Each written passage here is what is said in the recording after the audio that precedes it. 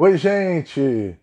Olha a gente aqui de novo, com mais um Papo Pólen. Receber mais uma artista que eu admiro bastante, uma amiga muito querida, né, Eurídice Espanhol. A gente vai estar conversando aqui com a Eurídice Espanhol sobre esse livro aqui dela, que ela lançou em 2009, o livro Lírios no Deserto, livro de 2009 da Eurídice. E vamos ver aqui se a gente aguarda mais um pouco, que a Eurídice já vai estar com a gente para conversar sobre esse livro, como é que o livro foi feito, os poemas foram produzidos, como é que foi o clima da época quando ela escreveu, por que ela escreveu esse livro, falar alguns poemas desse livro e poder ir percebendo como é que os poetas, os artistas, eles fazem assim, o processo de criação deles, como é que se dá, né? O processo de criação de um livro, como é que se dá, eu acho muito interessante, muito importante. Daí a essência do nosso programa é essa, né? De poder fazer quase que como que um making off da obra, né? Um making off de como foi realizada aquela obra, né? Com que espírito. E se essa obra, no caso da Eurídice, né? Lírios no Deserto, de 2009, se essa obra ainda fala para os dias atuais, né? Se ela envelheceu bem, no caso, um livro lançado em 2009, como eu disse. Então vamos aguardar aqui a Eurídice aparecer. Já já eu mando um convite para ela, mas ela tem que aparecer aqui na nossa live. Né? Enquanto isso, a gente vai aqui recebendo as pessoas, né? Aqui na nossa live, o José Manuel Dias Francisco, vou até acenar para ele. Aqui está a Miriam Mauro também, aqui prestigiando a nossa live, enquanto eu vou aguardando a chegada da Eurídice Espanhol, né? Poder conversar com a gente sobre poesia, sobre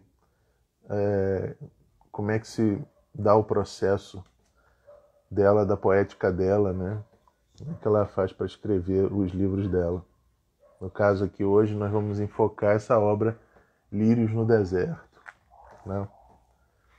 Guardando um pouquinho mais Eurídice, ela me disse mais cedo, né, que hoje estava havendo uma instabilidade muito grande na internet dela, mas depois melhorou e até onde eu pude saber, né, até onde eu estava informado, me parece que a internet dela voltou ao normal, tá boazinha. Vamos ver então se não houve nenhum problema, nenhum acidente de percurso aí com a internet, para a gente poder conversar com a Eurídice sobre esse livro, falar alguns poemas desse livro, né?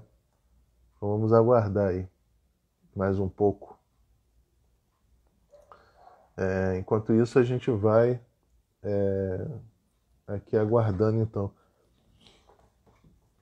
Estou aqui na expectativa pela Eurídice Espanhol. Vamos ver se ela entra na nossa live, que aí só com ela entrando na nossa live que a gente pode mandar convite para ela poder entrar comigo, né? Conversar comigo. Sempre bom a gente poder conversar com artistas sobre aquilo que eles fazem, né? Eu gosto muito de estar conversando com todos os meus amigos do meio artístico para poder saber o que eles pensam sobre a própria escrita, a escrita dos outros amigos, pensam sobre o nosso país, o que está acontecendo no mundo, o que está acontecendo aqui no Brasil, se bem que está todo mundo ligadíssimo, né? Não é para menos aí, clima de eleições, entrando na reta final para todo mundo votar no dia 30, né? Nós estamos a 10 dias do dia 30, que é o dia das eleições do segundo turno, e aguardando, mas a Eurídice ainda não conseguiu entrar. Pois é, um poema meu, então. Bom, então já que vocês querem um poema meu, isso é verdade, né? Agora você me pegou, né? Um poema meu. Vou então um poema de amor, né? Já que o livro da Eurídice é basicamente sobre amor. Então vou falar um poema de amor, né? Frente, verso, fora, dentro, toda carne agora pulsa, sede, sexo, sentimento. Nada retenho, nem quero cura. Teu é tudo, tenho tanto de ti ainda. Feliz sou se me rendo e bebo goles de tua vida. Ao te conhecer, eu disse não ao mundo, eu queimei tudo, cartas, barcos, mapas, alforria. Quanto mais te visto, mais me desnudo. E já tão tarde descubro que amor é sangue e não sangria. Bem, gente, chegou então a minha querida amiga Eurídice Espanhol. Vou mandar o convite para Eurídice. Eurídice dizendo boa noite aí pra gente. Boa noite, Eurídice. E vou te mandar o convite.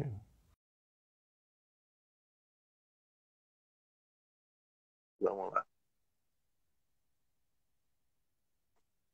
Obrigado, Zé Manuel.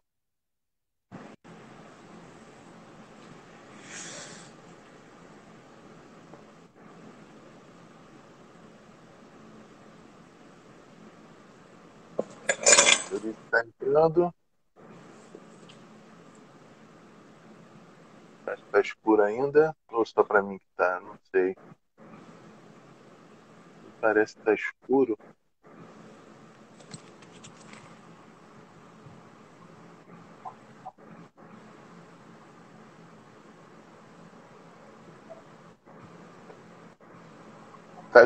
Tá escuro a imagem ou é impressão minha?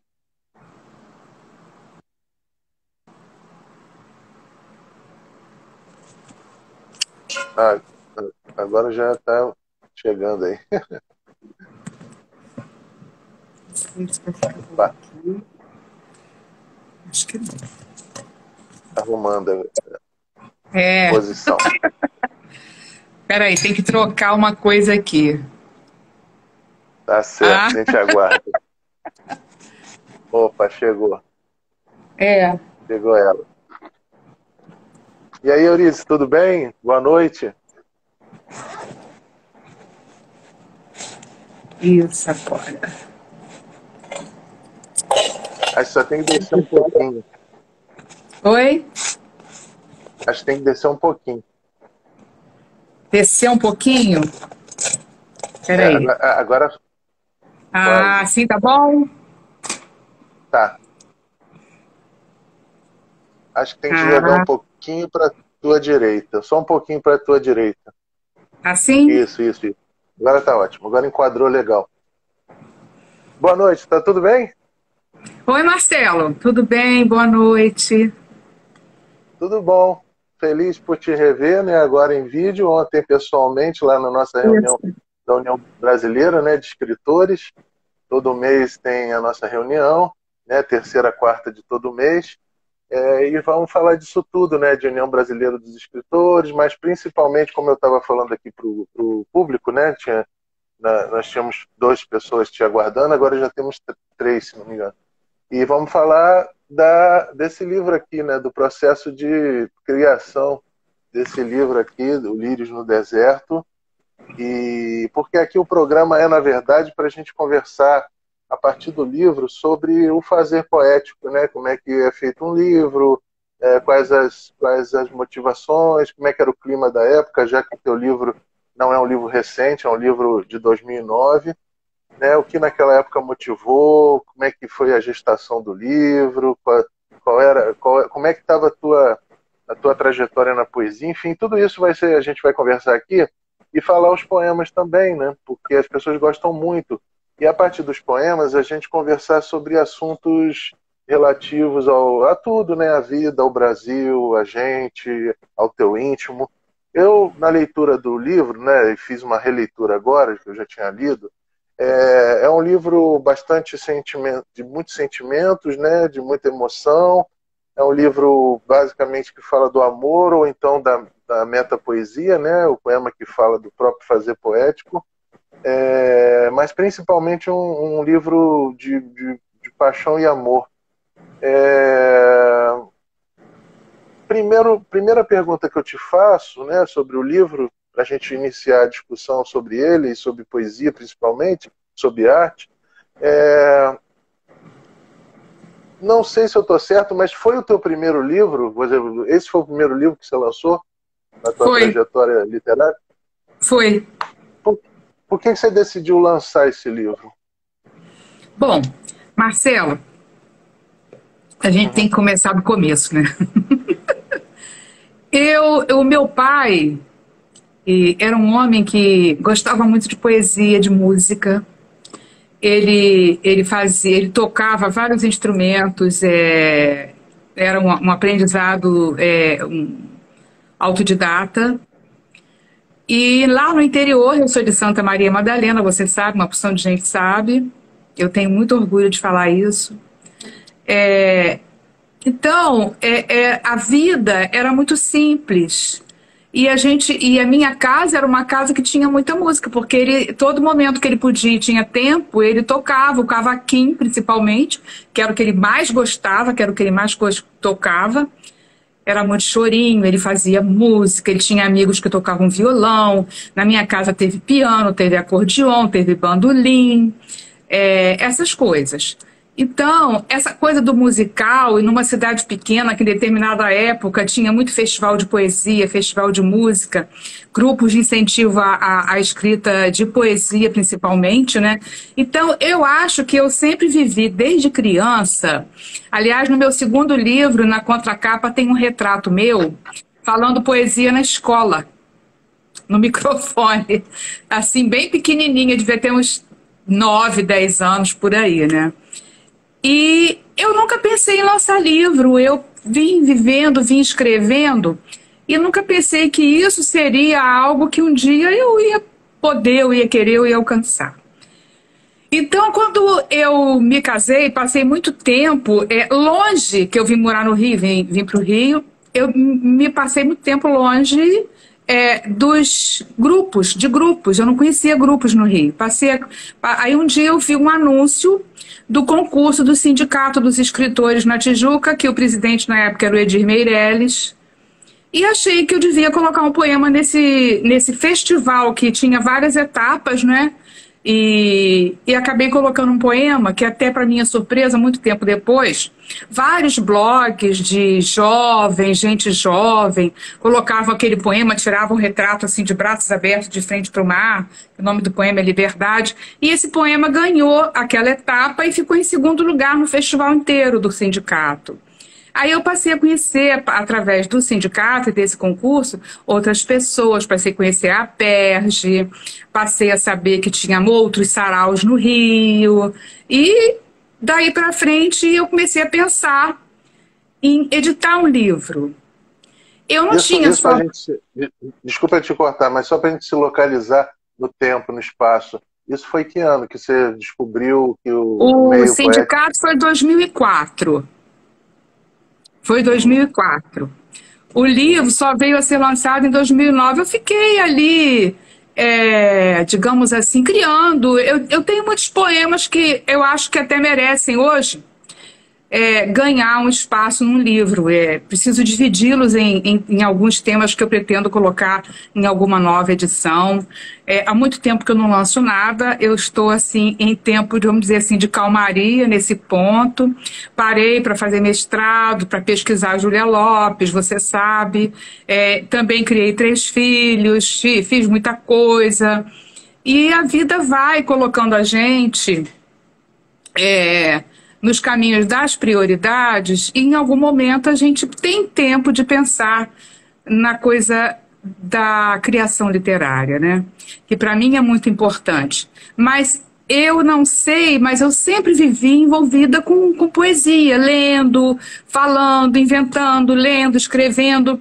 A minha tia, eu tenho uma tia que mora em Friburgo, que chama Ana Maria, minha tia, e ela diz para mim que ela ficou assim, surpresa uma vez que eu mostrei para ela um poema, quando eu tinha 10 anos de idade.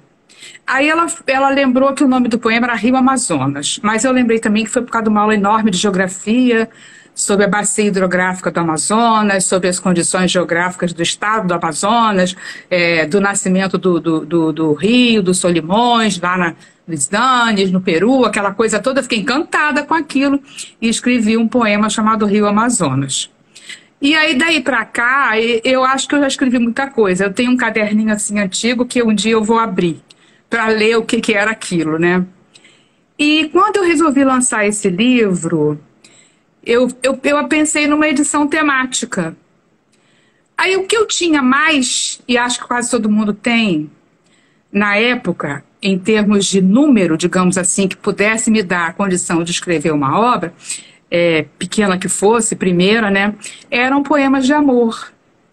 E aí eu resolvi fazer esse livro, dei o nome de Lírios no Deserto. A capa desse livro, quem me deu essa capa, desenhou para mim, foi um grande amigo, um artista plástico, chamado Carlos Sanches. Ele é argentino, premiado, uma pessoa maravilhosa. A Beatriz, a esposa dele, é outra criatura ímpar, e são grandes amigos. E esse livro, eu dividi... Não, isso aí a gente vai falar sobre... Isso a gente vai falar, mas você quer falar agora já? Não, pode falar. Dele? Não, pode perguntar o que você quiser. Aí a gente vai segmentando esses assuntos, porque eu ainda tenho algumas perguntas referentes a esse início de produção tua poética, essa descoberta da poeta em você, da poetisa, né, também, pode ser também dito assim. Você, eu sei que não é filha única, eu sei que você... no meu caso, por exemplo, eu tinha uma necessidade muito grande de ficar no meu quarto, trancado, escrevendo e vivendo a minha solidão, e falando com as minhas paredes, fazendo monólogos de coisas que vinham por dentro de mim, né? Era um pequeno teatro meu de solidão, né? De criação. E eu, quando pequeno também, eu ia dormir, eu inventava histórias antes de dormir na minha cabeça, fábulas, enfim, que não registrei. E hoje em dia até confesso que tenho dificuldade com conto, escrever narrativa, né? Mas você, como é que foi a criança, Eurídice, para descobrir essa vontade? Por exemplo, ter uma vontade de dar uma sentada para escrever um texto, era um desabafo, era uma terapia? O que esses textos, a princípio, a gente sabe que a princípio, quando a gente não tem a técnica, não conhece a poesia a fundo, né, a poética a fundo, a poiesis, né, o fazer poético a fundo, a gente sabe que a poesia, muitas pessoas usam a poesia como terapia para botar para fora aquilo que está ebulindo dentro de si, né? Fervilhando. Era o quê? Vamos retomar essa Eurídice jovem. Era uma Eurídice que tinha muitos namoradinhos e paixões e queria botar isso no papel como se falasse para eles o que não tinha coragem para falar na cara deles. O que é esses poemas vinham, esses arrobos poéticos, escritas poéticas, vinham de que necessidade sentimental você acredita? Assim? Por que você escrevia? Quer dizer, o que te motivava a escrever? Olha, eu escrevia porque eu tinha um prazer enorme em escrever um verso, um poema, uma historinha, uma coisa qualquer. Primeiro que eu tive o primeiro contato com a poesia na casa da Yaya. Desculpa te cortar, mas seria de alguma forma, porque eu estou tentando entender. Você acha Sim. que de repente seria a menina Eurídice queria seguir os passos do pai que tocava, que era artista, tinha uma sensibilidade artística? Isso, você tem uma ligação com o teu pai, você vê nisso uma ligação com o teu pai? Quais são né? O que te motivava? Você, sim, mergulhando nas tuas memórias, o que te motivava? Mergulhando nas minhas memórias, o meu pai, claro que era uma referência. Ele era um homem muito alegre. Era um homem assim alegre, mas quando ele ficava bravo, saía de baixo, porque era uma explosão de sentimento que vinha tudo de uma vez. Mas a gente achava, por exemplo, hoje, eu acho muito engraçado, porque a gente tinha as experiências do homem alegre, do homem que de vez em quando brigava com a gente, porque tinha que brigar mesmo, né? Era pai. E logo depois estava tocando violão, tava tocando as músicas dele, naquele tranquilo. Agora, o meu lado, o meu escrever poesia, ele começou quando eu descobri na casa da Yaya. Yaya era uma vizinha muito querida, tá? É uma pessoa assim que eu tenho com muito carinho até hoje dentro de mim, na minha vida, nas minhas lembranças. Ela teve um irmão que era poeta, o Luiz Muniz. Eu até já fiz um trabalho sobre o Luiz Muniz para apresentar na Festa Literária de Madalena. Ele chegou a escrever 3 livros nos anos 50. Foi assim, era parnasiano, a escrita dele era uma escrita bem parnasiana, bem certinha, e falava muito sobre Madalena e era muito lírico. Você vai observar que esse livro, apesar de não ter poemas da adolescência, da infância ou da juventude, esses poemas aqui, a maioria, muitos deles foram criados para este livro, eles têm um lirismo muito grande. Há uma questão lírica nesse fazer poético aqui, nessa condição amorosa de dar essa temática para o livro, né? Então, eu me lembro que eu ficava na casa da Yaya, porque ela deixava eu ler só na casa dela os livros dela. Que a minha casa tinha muita criança, nós somos 7 irmãos, era uma casa assim volumosa, era uma casa assim caótica às vezes, né? Mas era toda... Barulhenta, Hã? barulhenta, né? Muito, isso. Movimentada. A minha irmã mais velha escutava rádio o dia inteiro. E eu detestava Roberto Carlos, mas por força das circunstâncias, eu tinha que ouvir o Roberto Carlos muito. Tem alguma música do Roberto Carlos que se você começar a cantar, eu termino.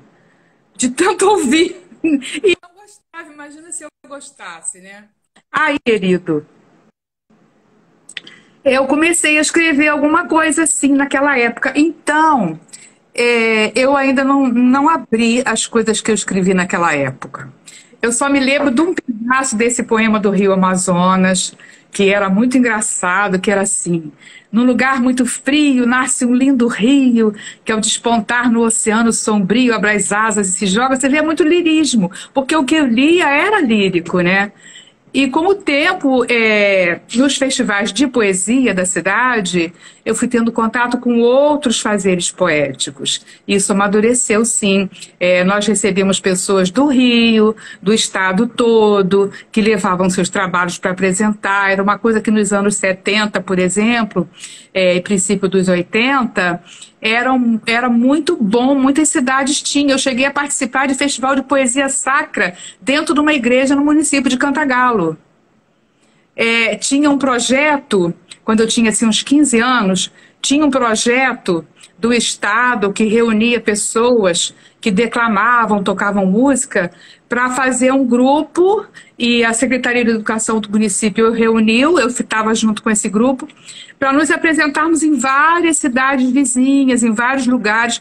Então eu tinha 15 anos, eu saía falando meus poemas da época, os poemas de outras pessoas. Tinha um poeta declamador lá que eu sempre gostei muito, que era o tio Jorginho, Jorge Férez Mansur. Lá tem muitos poetas, muitas pessoas que escreviam poema na minha época, sim, vários. Entendeu? A gente ficava na igreja tocando violão, quem tocasse eu nunca toquei, não herdei isso do meu pai, tocando violão até altas horas, falando poesia na escadaria da igreja. Se você for lá, você vai ver esses lugares. E esses lugares estão lá até hoje, isso é que é bom, né? Maravilha. Eu vou então registrar a presença aqui de algumas pessoas que estão assistindo a gente. A gente tem aqui...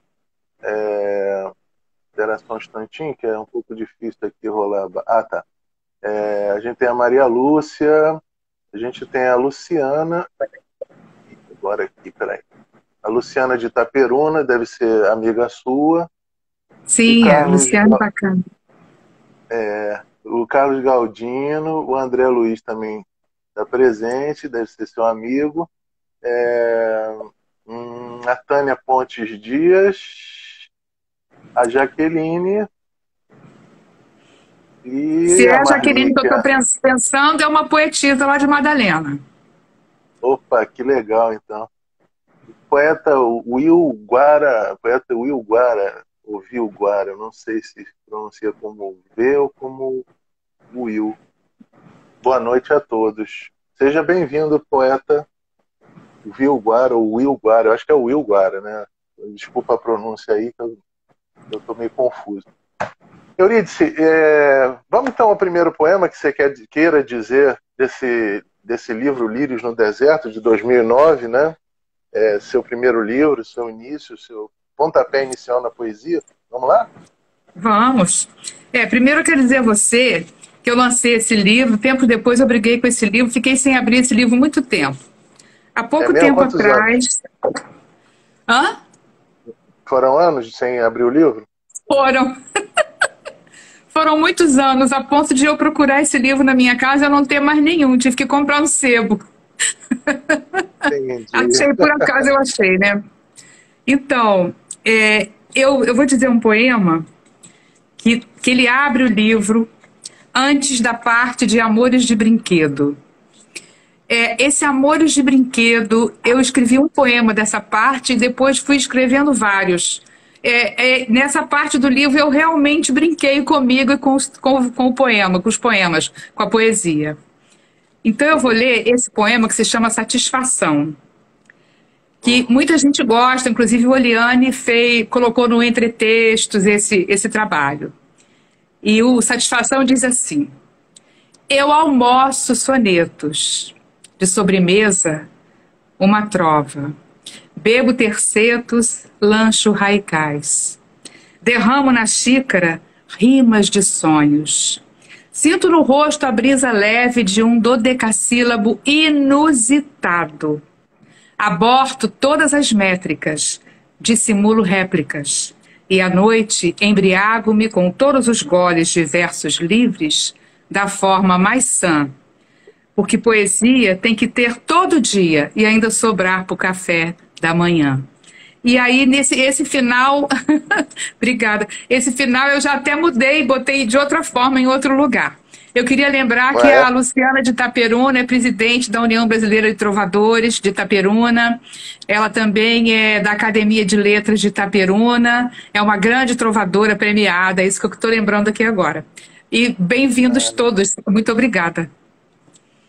Mas que legal. Não, inclusive eu conheci você na poesia, né, cruzando nos saraus, você sempre falando desse poema, sempre agradou realmente muito as pessoas, você sempre procurava, virou quase como aquela coisa do Calbi Peixoto, né, a Conceição que não pode faltar no repertório, né? Ótimo, Calbi é ótimo. Eu gosto do Calbi, sabia? Se não Muito. cantasse, não estava completo o show, né? É, Vou falar uma então que eu gostei muito aqui, chamada, eu acho que está separado, né? Em Alegrias que Volta, ou seria Inalegrias que Volta. em mesmo, em alegrias. É separado, Em Alegrias que Volta. Eu te amo como quem rabisca a parede, brinca de pique, pula um riacho, sem que saibas o quanto. Eu te amo de esconde-esconde, por enquanto. Eu te quero como o menino quer a bala, o chocolate, a bola de gude, o sorvete. Eu te amo como quem sabe que o doce tem paladar efêmero e a infância gosto eterno. Me diz uma coisa, você estava apaixonada quando escreveu o livro ou falar sobre amor era a meta desse livro? Quer dizer, iniciar a tua trajetória poética falando de amor, que é um tema que eu acho que é o principal tema dos poetas, né? Ali meio junto com a morte também, os poetas gostam muito de falar da morte, né? Da existência, do existencialismo, mas era assim, um conjunto de paixões que você teve, ou não, ou foi apenas realmente um simulacro de uma persona apaixonada, de uma voz lírica apaixonada? Como é que foi colocar para fora esses poemas de amor, de paixão, de intensidade, né? Como é que foi isso? Bom, esse poema que está com o nome aí de Em Alegrias que Voltam, eu já troquei o Uhum, título dele, botei só Eu Te Amo, tá? Já está com esse título em outros lugares. É, entendi. esse poema em especial, a história dele é a seguinte. Os meus filhos pequenos, e eu escrevi esse poema quando eles eram pequenos, eles Uhum, rabiscavam muito a parede. E eu brincava muito de pique com eles, porque eu ensinava as brincadeiras que eu mais gostava, porque eu ficava com muita pena, porque já na época do meu segundo e terceiro filho, eu tenho 3 filhos com diferença de 7 anos cada um, né? Foram uhum. praticamente 3 gerações diferentes quase. E eles brincavam, eu brincava, eu gosto de brincar, eu sou uma pessoa que eu gosto de brincar até hoje. Se me chamar para brincar de pique, eu acho que eu vou.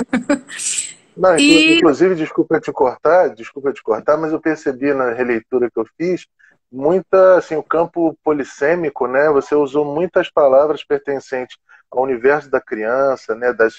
Das fábulas infantis, dos contos de fada e muito das brincadeiras, até que hoje em dia eu não sei nem se a criançada ainda brinca dessas brincadeiras. Então, foi muito interessante que eu percebi que realmente há uma criança Eurídice aqui muito presente, embora já escrita uma fase da tua vida mais adulta, mais madura, né?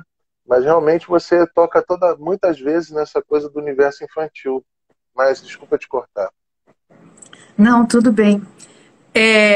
E aí, eu acho que na época que eu escrevi grande parte desse poema, eu estava com um dos filhos pequenos. E eu acho que a maternidade e a paternidade também mostra pra gente o que é o verdadeiro amor, sabe? Porque Uhum. amor de criança, olhar de criança é o olhar mais verdadeiro que existe, não tem igual, né? Eu não sei se eu estou sendo russoniana, porque a gente cresce e toma contato com o mundo e entra e é enquadrado em determinados padrões e perde muito daquela criança. E talvez Uhum. essa parte do livro, por isso que eu fiquei de bem de novo com esse livro, porque eu Uhum. percebi que essa parte desse livro me trouxe à tona essa criança. Essa criança, os lugares, o rio que meu pai levava a gente muito para pescar, eu olhava, eu gostava muito das beiras d'água, das plantinhas das beiras d'água. Eu, na coisa da poesia, da invenção, da imaginação, eu conversava muito com as plantas, tá, Marcelo? Com as plantinhas da minha mãe, com as plantinhas dos caminhos. E eu acho que é muito legal a gente lembrar dessa criança que, com certeza, ela permanece na fase adulta, ela vem com a gente vida fora, né? Então, essa coisa do eu te amo como quem rabisca a parede, eu, quando falo esse verso, eu lembro do meu filho rabiscando a parede, né? Pular num Uhum. riacho, né? É coisa de criança, né? Não, isso é bom porque os livros também viram documentos de momentos da nossa vida. Eu lembro quando eu fiz Máquina Mundi, tem muito do meu luto na época de ter perdido meu pai, depois minha avó logo em seguida. E tem muitos poemas que falam, né, quando os pais e os avós vão aos poucos morrendo. Mas aquilo tudo é muito assim, eu transformei em literatura a dor que eu estava sentindo. Então eu acho assim muito interessante voltar aquele livro, é voltar de uma maneira doce agora, não mais dolorida, mas uma cicatriz, vamos chamar assim, que não dói mais tanto, mas traz outros sentimentos novos para mim que se renovaram e viraram outros tipos de sentimentos. Mas é muito mágico essa coisa do livro também funcionar como um documento, como um arquivo da tua vida, né? Pô, nesse livro aí eu estava assim, eu estava assado. Ah, deixa eu te perguntar, inclusive, uma coisa. Você aqui nesse livro já tinha, o seu esposo já tinha falecido, você já tinha perdido ele nesse livro? Já. Ele faleceu em 2005. Já. E aí você se viu sozinha, teve que criar os filhos sozinha. Tive. Passa esse tipo. Eu não percebi muito isso. Mas você acha que algum poema do livro traz essa lembrança, ou esse momento, essa angústia, essa É, incerteza? como meu primeiro trabalho, eu não quis colocar aqui o que pudesse transparecer essas dores, mas no livro Jabuticabas tem inclusive um poema em homenagem a ele. Tem. No segundo livro tem uma outra Eurídice bem diferente. Hum. entendeu? Isso é aí é que eu tô te falando, né? Como os livros a gente tá fazendo uma literatura pro universal, para voltar, né? Porque a gente sempre toma esse cuidado, a gente fala, pô, não vou ficar falando só do meu momento particular, mas vou falar. Porque, por exemplo, quando eu fiz aquele poema quando os pais e os avós vão aos poucos morrendo, eu estava falando da minha tragédia, mas É outro lindo dia eu esse fui falar. poema, é lindo, Marcelo. Eu adoro Máquina Mundi. Eu gosto. Eu fui falar isso no Glaucio Gil, e eu fiquei tão feliz que depois que acabou o Poesia Simplesmente, uma senhora veio me abraçar chorando, eu não me Ah, recordo o nome dela, e dizer, nossa, eu lembrei tanto da minha mãe quando você falou. Quer dizer, quando você consegue que a tua arte não tenha um rosto definido, mas tenha um sentimento humano ali por trás, um drama humano, né? Uma coisa shakespeariana até.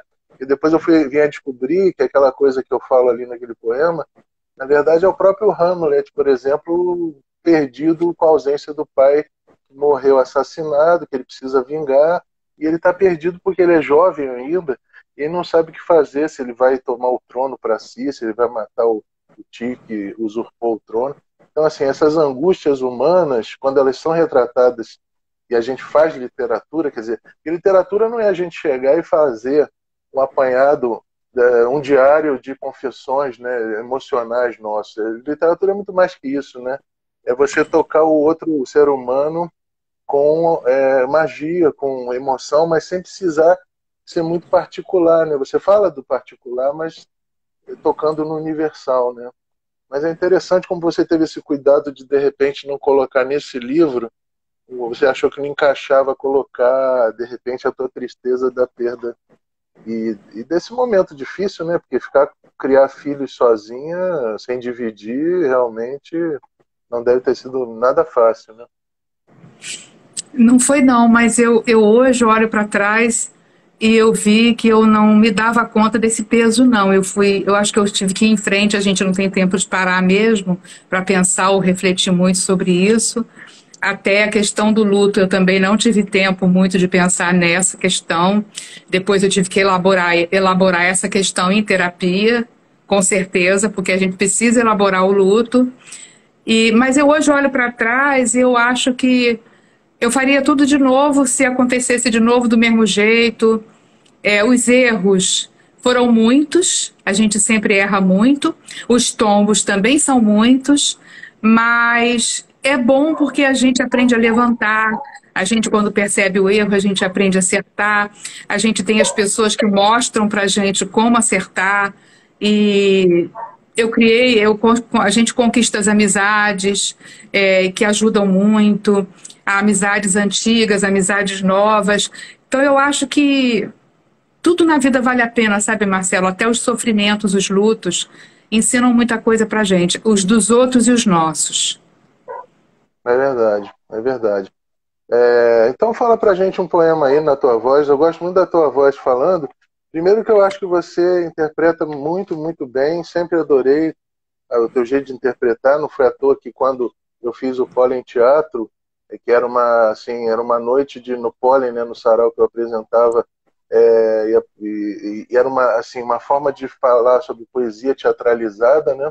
E você era uma das pessoas que eu sempre convidava, porque eu sempre fui muito fã de como você se coloca interpretando os poemas, né? De uma forma muito bonita, muito natural, né? Porque uma coisa é o canastrão, aquela pessoa que faz de uma maneira muito mecânica. Você não, você incorpora mesmo. É o tipo de intérprete de poema que eu gosto mesmo, é aquele que veste a história do poema, né? Então, fala aí pra gente mais um desse livro, Lírios no Deserto. É, deixa eu ver aqui. Ah, sim. Olha só, Beijo de Sal. Esse Beijo de Sal, inclusive, ele entrou no Duo Sem Fronteiras que eu fiz com Jorge Ventura durante alguns anos. A gente juntava texto e um respondia ao outro, criava às vezes poema para aquele duo, e esse Beijo de Sal entrou no duo e foi muito bom. Ele diz assim: se eu te dou beijos de sal, é batismo, virei santa. Se tem sede, beijo mais. Não por ser mulher profana, é que sou de muitas águas, Iemanjá quase sacana. Mas meu beijo é só início. Afinal, sou de brinquedo. Peão de roda, folguedo, pique-esconde, pega-pega. Pipa de voo duvidoso, escorregadio, gostoso. Meu beijo é de infância atrasada, nesta mulher sem fronteiras. É vento atrevido, brincante, riscando em teu corpo amante a chama de uma fogueira. Muito bom, muito bom, muito bom, muito bom. E essa coisa da riscando, né, em teu corpo, a fogueira, trazendo, né, que coisa, né, a provocação que o, né, de trazer. Que engraçado, essa coisa do parceiro amoroso, nem sempre a gente consegue alguém que tenha, porque tanto o sexo como a parceria amorosa, ela, na verdade, é um bailado, né? A gente às vezes está dançando rock e o parceiro está dançando forró. E achar quem dança ali no compasso, né, nem sempre é uma coisa fácil de se achar. É Mas muito é interessante. difícil. Pois é. Talvez no lirismo a gente consiga. Me diz uma coisa, nesse espaço de tempo entre esse livro que você descreve, a gente percebe o amor maternal, a gente percebe o amor de mulher, o amor sexual, enfim, todas as faces do amor. Você acha que muita coisa, que ao longo da vida, né, conforme a gente vai ficando cada vez mais velho e mais maduro, a gente vai tendo noções diferentes do amor, né, concepções, né? Você acha que mudou muito? Você olha para esses poemas e fala assim, poxa, eu já não penso tanto assim dessa maneira, já não sou mais dessa forma, já não sou tão apaixonada, já não sou tão, eu não acho que o amor é tão idílico assim, ou tão mágico assim. Como é que você acha que mudou ou é a mesma coisa você pegar esse livro, abrir e falar, não, eu continuo pensando assim sobre as relações amorosas? Mudou, claro que mudou. Agora, eu encaro a vida como um grande poema, sabe, Marcelo? E o poema, ele é uma coisa lúdica, ele é mágico, ele é um brinquedo. Isso é que eu quis dizer também com este livro, por isso que eu agora voltei a ler. Porque eu voltei a ler para que eu possa, inclusive, aceitar a possibilidade de uma nova obra, porque eu estou sem editar desde 2012 e não estava com vontade nenhuma de editar, por isso que eu não editei. Eu teria material para fazer isso, até eu também estou precisando editar um livro de ensaio, mas eu ainda não cheguei a conseguir entender esse momento, achar esse trabalho, como que eu quero esse trabalho, amadurecer essa ideia. Agora, a concepção de amor, de todas as formas, eu considero que o amor, amar, a gente precisa amar sem muita reserva, sabe? É uma entrega mesmo, senão você não ama, não adianta. Entende? Eu acho que o amor, ele é alguma coisa assim que independe muito. Não é que seja irresponsável o amor, não. Principalmente com a idade, a gente tem mais medo de amar, fica com o pé atrás o tempo todo, principalmente a mulher sozinha. E eu acho que hoje em dia não é só mulher, homem também. Eu acho que essa noção de que a gente pode sofrer, a gente tem mais medo de sofrer, né? Então, mas eu acho que tem que ser uma entrega, tem que ser uma troca muito verdadeira, e isso é muito difícil. A gente cai muito do cavalo quando pensa assim, mas eu não vou deixar de pensar assim, não. Eu acho que a vida é para a gente curtir. Se existe a brincadeira, é para a gente brincar. Se existe o bom, é para a gente curtir o bom e experimentar. As experiências são todas boas. Tanto a queda quanto o delírio que vai com a cabeça nas nuvens. Maravilha. Vou ler então um poema que foi premiado no Concurso Nacional de Poesia Francisco Igreja, promovido pela APERJ, Associação Profissional de Poetas, no estado do Rio de Janeiro. Esse poema foi premiado em 2007. Chama-se A Razão do Poema. Do que é feito o poema? Barro de essência invisível? A nuvem de tons arco-irizados? elementos dispersos pelo poeta magnetizados, ou densa identidade de expressão incontida? O poema é amante, sentimento levitante, viagem santa e atrevida, pulso de um sonho em prece, aborto, parto, nascente. O poema é só palavra e o poeta inconsequente. Muito bom. Quando a gente lê um poema, né, interessante, a gente fica, como é que se diz? Leva um tempo para voltar, né, a si aqui no normal, né, depois da leitura. Até perdi o rebolado. Mas, enfim. O que esse poema diz para você hoje? Esse poema premiado em 2007, editado em 2009. O que esse poema diz para você em 2022? Bom, esse poema diz para mim que pouco mudou. Pouco mudou. Essa inconsequência faz parte da criação poética. Você não pode premeditar o que você vai escrever, nem pensar muito. Você pode fazer uma análise depois. Mas quando você tem vontade de escrever, você tem que soltar a pena.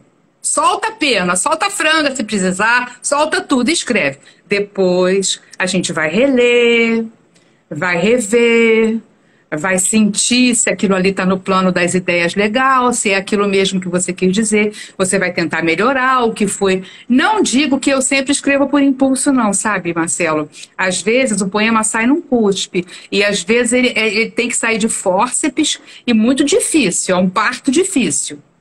Mas, às vezes, ele sai um pedaço hoje, um pedaço daqui a um mês. Isso varia muito, porque depende do momento que a gente está vivendo, né? Às vezes, o poema é tão sofrido, eu também tenho poema triste, que você tem medo de acabar de escrever aquele poema, porque você está lembrando de algo, tem aquele sentimento ali que você precisa fazer a catarse, que também é catarse, você está certíssimo. Todo mundo escreve, às vezes, porque precisa, e muitas vezes a gente escreve mais para a gente do que para divulgar, ou para dar para alguém, ou para publicar. É necessário. Quem escreve tem necessidade, você está certíssimo com essa tua afirmação, mas não é sempre que um poema sai do mesmo jeito, né? É isso. Verdade. No outro dia eu estava aqui, um dos últimos poemas que eu escrevi, e eu estava pensando assim, meu Deus, como é que eu estou há tanto tempo sem me apaixonar ou sem amar ninguém, né, em termos de relação amorosa. Há muito, muito tempo sem... tanta relação fugaz, né, nos tempos... não chamo nem mais de tempos líquidos, né, mas de tempos gasosos, de amores gasosos. Eu fico, meu Deus, como eu ando me sentindo vazio sentimentalmente. Eu estou uma caixa oca, né? E aí comecei a pensar, vou fazer um poema sobre vazio sentimental, amoroso. Aí comecei o poema assim, vazio, zio, zio, zio, como se fosse um eco, né? Eu ficava assim, eu não falo isso com felicidade, falo com tristeza, mas essa amargura eu fico assim, eu vou botar no poema. Essa angústia que eu sinto não é possível, eu tenho que botar isso no poema, eu tenho que... Às vezes eu tô assim, não, mas eu vi um absurdo na televisão, esse negócio da morte sem parar de bala perdida, das pessoas de cor negra na favela, é um absurdo. Aí eu começo a me indignar, eu falo, não, eu tenho que botar isso no poema, essa dor do outro me dói muito, mas eu tenho que botar, eu tenho que falar alguma coisa sobre o social, eu tenho que gritar, eu tenho que fazer alguma coisa, aí fica essa loucura na minha cabeça, eu tenho que fazer, eu tenho que escrever, eu não posso ser panfletário, eu não posso ser apenas discurso político, eu tenho que ser literário. Então, assim, é você ficar nessa fronteira entre o berro grosso, no grosso, né, o berro na matéria-prima, que você vai tentar lapidar e colocar literatura naquilo, né? Você também reage dessa forma ao compor? Você fica assim, revoltada com as coisas do mundo, ou com as coisas que acontecem contigo, e você fala assim, pô, peraí, eu tô num aplicativo de encontros, estou tentando arrumar uma namorada, pessoalmente também tento, mas o pessoal anda muito vazio, tem muita gente que não tem nada a ver com nada, o mundo está muito esquisito. Aí você fica assim, nessa angústia, você fala, pô, mas que coisa estranha, né? Eu já tentei namorar um monte de gente, não sei o que lá, não deu certo. Aí você sente que assim, o social entra, pelo menos eu sinto, que a gente está vivendo, não sei você, mas eu sinto que, de certa maneira, me falta, às vezes, aquele namoro de antigamente. Eu vou te dar um exemplo, por exemplo, uma coisa que me traz uma certa angústia. Eu estava no outro dia para a gente ver que não é só aplicativo que a gente vai buscar um flerte ou coisa assim. Mas eu estava na Feira de São Cristóvão, né? Foi uma coisa que aconteceu de fato comigo. Eu estava na Feira de São Cristóvão e aconteceu de eu começar a conversar com uma amiga de uma amiga de uma amiga, assim, bem distante. E a gente conversou, tarará, aconteceu da gente começar ali um flerte, um namorinho ali. Daqui a pouco, Euridice, ela falou assim, ah, não, mas ó, eu tenho que ir ao banheiro. E aí eu falei, tá, tudo bem. Aí ela foi ao banheiro. Aí daqui a pouco eu vi que ela sumiu, né? E eu fui ver que não era problema comigo. Eu falei, meu Deus, será que eu tô feio? Será que eu tô fedendo? Será que... Não, eu tomo banho, eu venho cheiroso, venho arrumado, eu me cuido. Então, assim, a gente sente, para onde eu quero chegar com essa conversa, que o social, as pessoas, né? Começa a ver aquele lance da tatuagem. Aí todo mundo começa a tatuar, tatuar, tatuar. Aí brinco, todo mundo começa a usar brinco, homens, né? Principalmente. Então a gente sente que o maremoto social, os costumes sociais, vão levando a gente. Eu, pelo menos, sinto falta de, por exemplo, nos anos 80, olha eu entregando minha idade. Eu chegava numa festa e a gente ia conquistar aquela menina na festa, chamava para dançar. Aí a gente ficava conversando. Só ia acontecer o beijo depois de umas 2 horas de conversa, a gente dançando muito, né? Música lenta. A gente chamava nos hi-fis, né? A hora da lenta. Não, bota uma lenta aí pra gente paquerar aqui. E era uma coisa bonita, gostosa, ingênua, diferente, né? Imagino você um pouquinho, né? De uma faixa etária um pouquinho maior que a minha, e você já vem de uma outra realidade de flerte, de namoro. E agora o mundo da pressa, o mundo líquido, o mundo do Bauman, parece que a gente está o tempo inteiro assim, meu Deus, eu quero conversar com a pessoa, eu não posso, eu tenho que resumir o que eu tenho para falar, eu tenho que ser rápido, eu não posso ser chato, qualquer coisa ela vai para um aplicativo e me troca por outro.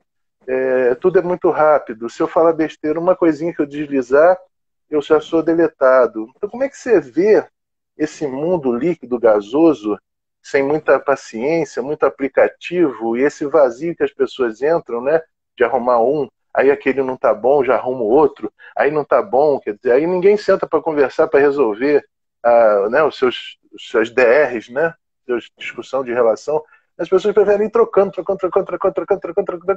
E no fim das contas, eu percebo, não sei se eu estou sendo pessimista, que gera uma roda de insatisfação, de frustração, porque ninguém tem um parceiro totalmente encaixável na sua realidade. Então como é que você vê esse mundo de hoje, amoroso pelo menos, já que o livro Lírios no Deserto fala tanto do universo amoroso, como é que você vê essas relações amorosas fluidas?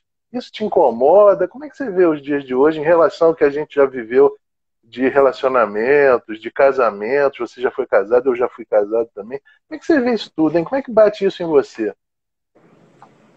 Olha, Marcelo, primeira coisa, eu nunca entrei em aplicativo de relacionamento porque eu não me conformo com isso. Eu acho que isso não está certo. Uhum. Nunca fiz isso. Segunda coisa. Não, mas desculpa eu te cortar. Mas mesmo pessoalmente as pessoas entraram nesse ritmo aí de não. Né? Eu te narrei o caso da Feira de São Cristóvão. Ela sumiu. Sim. E se bobear, ela até ficou com outro no mesmo dia. Quer dizer, é uma coisa muito egóica, né? Muito do egóico, do egoísmo, né? Das pessoas, né? Não pensar no outro, não ter uma generosidade, não ter uma gentileza com o outro, né? Eu sinto as pessoas muito abrutalhadas hoje em dia. Às vezes eu cedo a passagem para alguém, a pessoa até fica meio espantada, pensando que, né, não está acostumada uma pessoa com educação, com generosidade. Educação, generosidade, sei lá. Eu acho que eu estou ficando em outro mundo, estou ficando à parte, sei lá. Como é que você Não sente está não, isso? Marcelo. Você está com a razão. Eu acho que a gente está vivendo um momento em que as pessoas estão sentindo, estão descartando muito fácil a questão humana, a atenção com o outro, o respeito até, porque ela sumiu porque ela não respeitou o momento que você dedicou a ela e que ela dedicou a você. Ela não desrespeitou só você, ela desrespeitou a condição de duas pessoas que estavam conversando. Eu acho que essa coisa de dançar junto era bom demais, né? Quem viveu isso, quem viveu isso sabe como era bom, e que pena que não existe mais, porque a gente precisa fazer esses hi-fis, sei lá, não é que a gente queira que seja igual como era, mas é muito bom dançar junto, né? O que chamavam vulgarmente de bate-coxa, nela cueca, era assim, você lembra disso? Ah, lembro.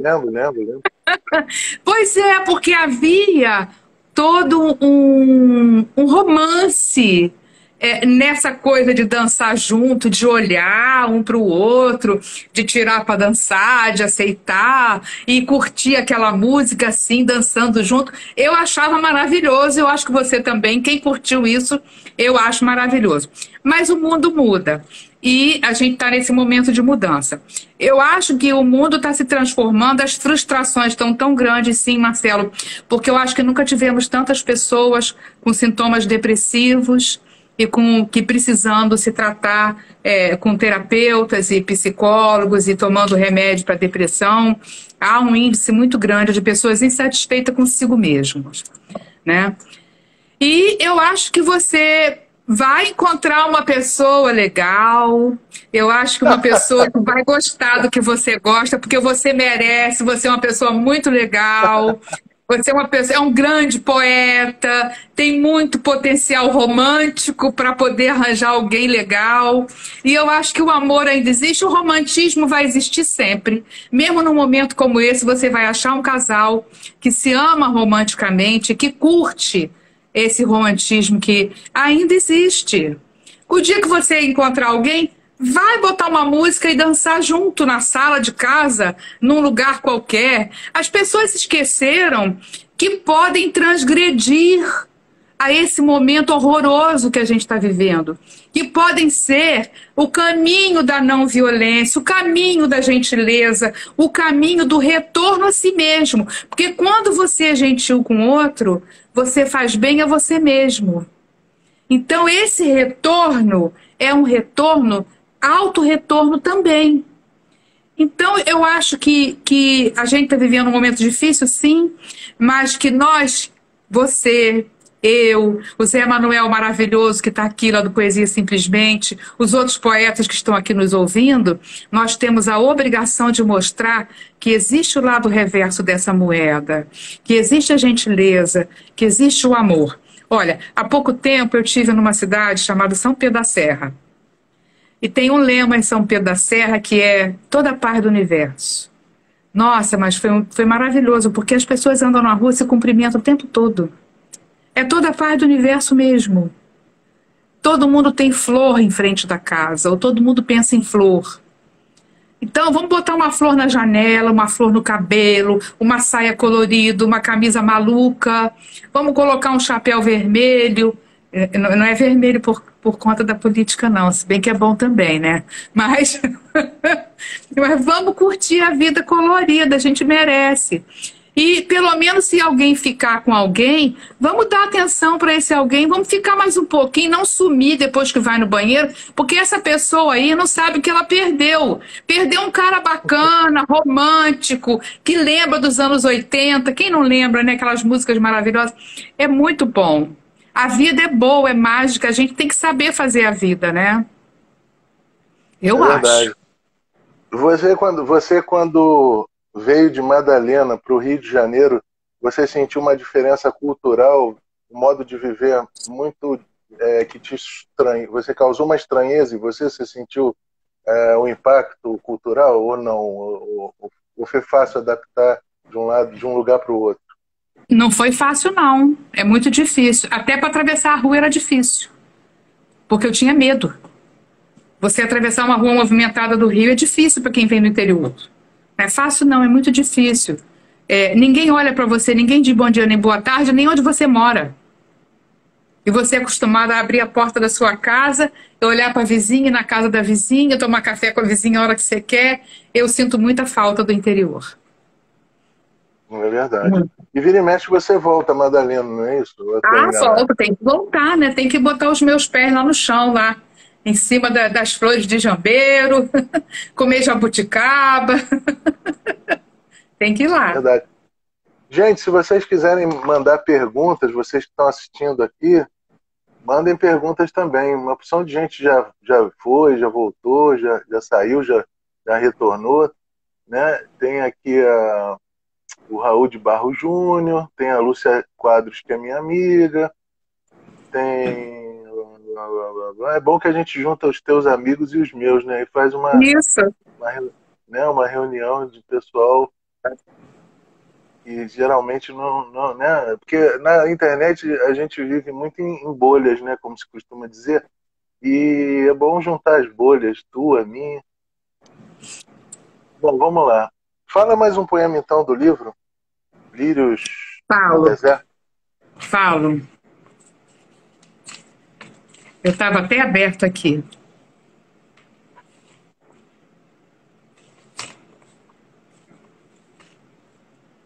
Ah, Lua de São João.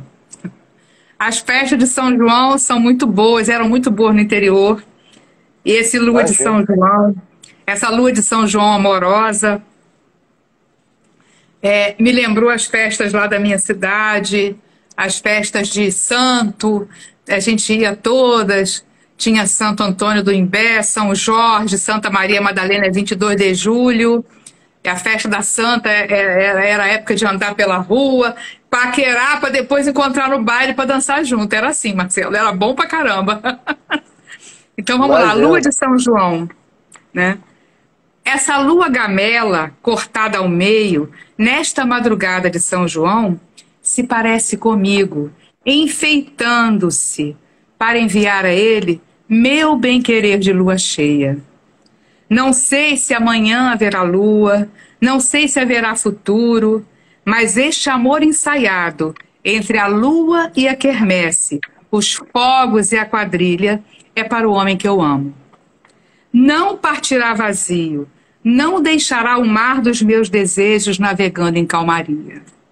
Encontrará minhas ondas entre os cordões das bandeirinhas e as flores das saias. Será dono da noite, mensageiro do dia. E sem tamanho e sem explicação, este amor é maior que eu, maior que a lua deste São João. Que bonito, que Eu bonito. gosto disso. Lirismo puro mesmo. É, A muito Silvânia, lirismo. a Silvânia Braz, oi meninos, pólen, boa noite.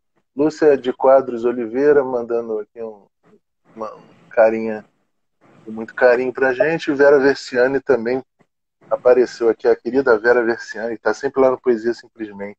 Vou falar um poema chamado Saudade. Saudade é flor que nasce triste e fria, porto abandonado, embarcação vazia. Saudade é sentir que amor e um dia deixou para a vida o contexto da alegria, entregou para o sonho o despertar de uma lembrança. Saudade é ver a sombra da presença e entregar-se a uma ponta de esperança. O que você mais sente saudade hoje em dia, Euridice? Muita coisa. Eu sinto saudade da Yayá, do meu pai, da minha avó. Eu sinto saudade da minha infância, da minha adolescência. Eu volto sempre lá e o bom do interior é que as coisas não mudam tanto. Então você pode caminhar pelos caminhos que você caminhou quando era criança e encontrar às vezes a mesma pedra, o mesmo muro, às vezes até a mesma árvore. Às vezes, nem sempre. Mas saudade é uma coisa boa e ao mesmo tempo ruim, né? Porque traz um pouco de sofrimento. Mas é uma palavra linda, né? Tem um poema que não está aqui e nem está em livro nenhum, mas já foi publicado numa antologia, que eu termino com saudade da minha terra. Eu falo de Madalena, dos amigos da adolescência, da infância.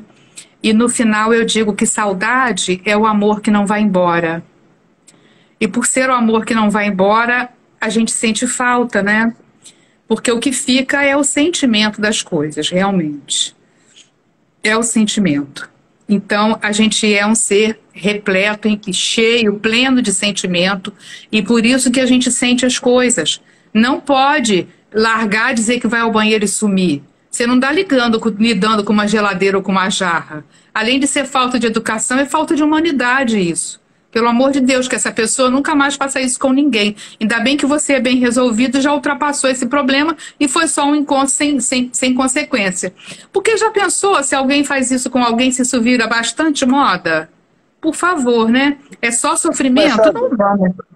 Diga. mas sabe que isso, desculpa te cortar, mas sabe que isso eu estava até conversando com o Zé Calazans, com um amigaço meu, às vezes a gente sai para conversar e ele tem lá as coisas dele, ele conta para mim, eu conto muito meu amigo, né? A gente, além de ter se encontrado na poesia, trabalhado junto no Pólen e tal, mas viramos grandes amigos.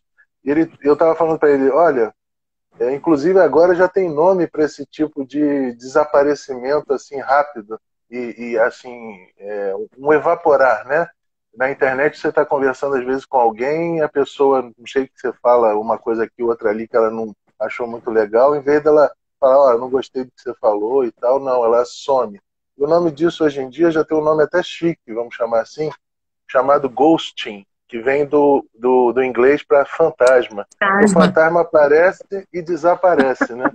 Então, as pessoas agora, quando você fala alguma coisa que não, né, num tempo de tanta intolerância, a gente está vendo isso no campo político com muita nitidez, e no campo religioso, então, agora estão se misturando, né, o campo religioso e o político, que, na minha opinião, né, e na minha vivência, historiador, eu sei muito bem que política e religião dificilmente se separam, eles são muito, sempre foram muito ligados, mas a gente vê um grau de intolerância. Se você não tem a mesma religião que eu, então não quero mais, nunca mais falar com você, aí te deleto, né? Maquinamundi, por exemplo, eu tenho um poema que eu falo: a velocidade do deletar é muito mais rápida do que a velocidade da compreensão. Experimente não sorrir sempre, mostrar-se diferente ou ter a sua própria opinião.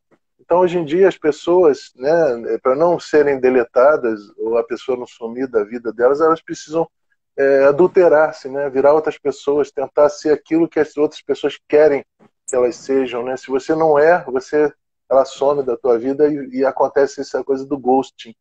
E hoje em dia, por exemplo, você vai numa...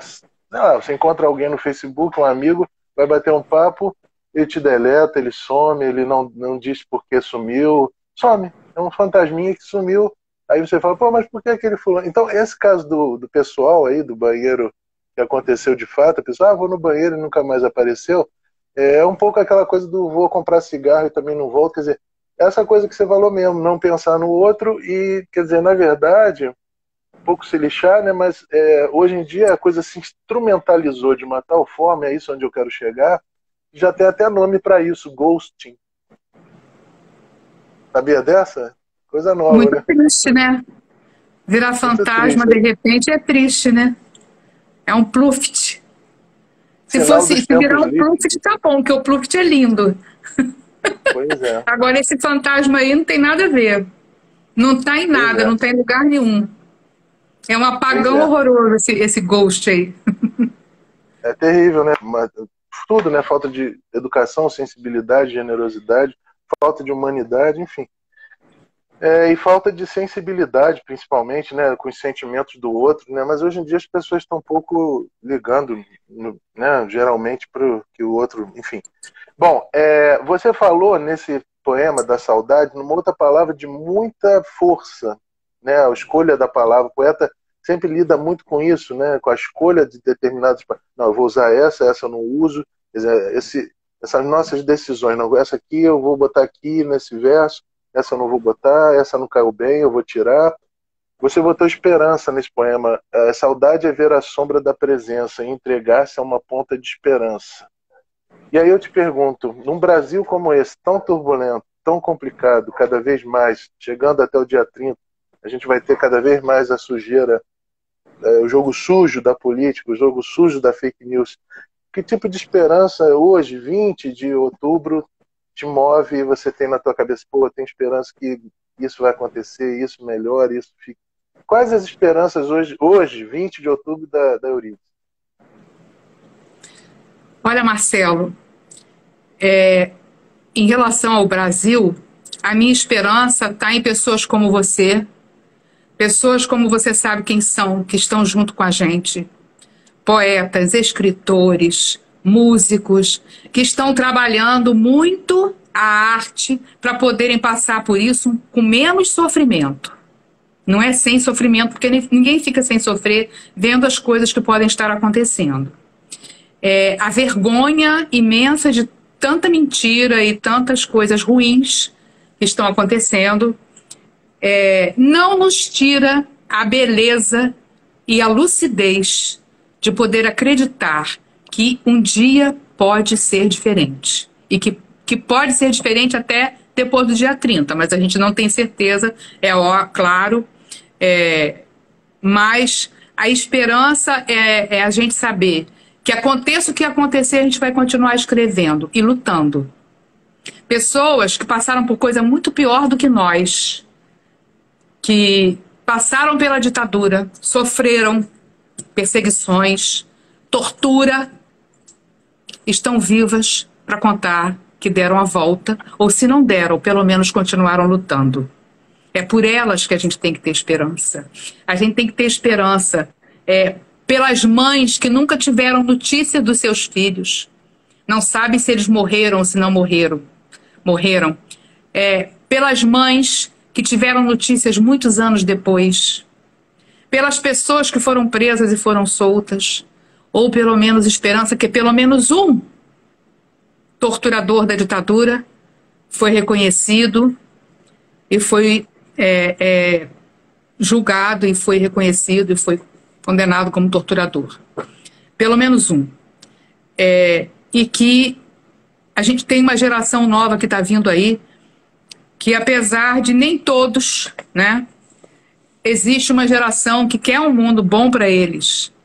E também esperança, porque a gente sabe nesse país de tanto racismo e de tanta violência, nós tivemos uma quantidade muito grande de jovens negros cursando a universidade. E as famílias que puderam ter essa alegria nunca mais vão esquecer.